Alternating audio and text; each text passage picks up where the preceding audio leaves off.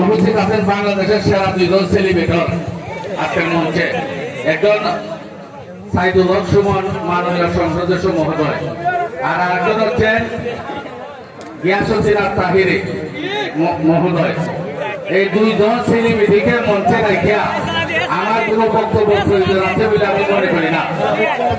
সেই হিসাবে আমি শুধু আপনাদেরকে ঈদের সালাম দিলাম, আসসালামু আলাইকুম, পবিত্র ঈদ মুবারক। আমার জন্য আপনারা দোয়া করবেন।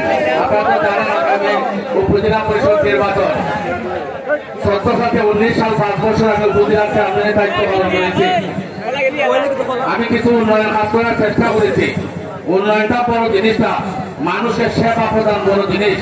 আমি 5 বছর মানুষের সেবা দিচ্ছি।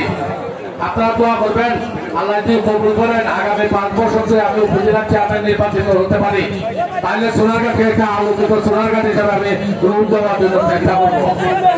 যেমনিভাবে একজন আলোচিত মানুষ, আমি সোনারগাঁকে একটা আলোচিত সোনারগাঁ তৈরি করার জন্য আমি চেষ্টা করবো। যাই হোক, আমি আর কথা বাড়াবো না।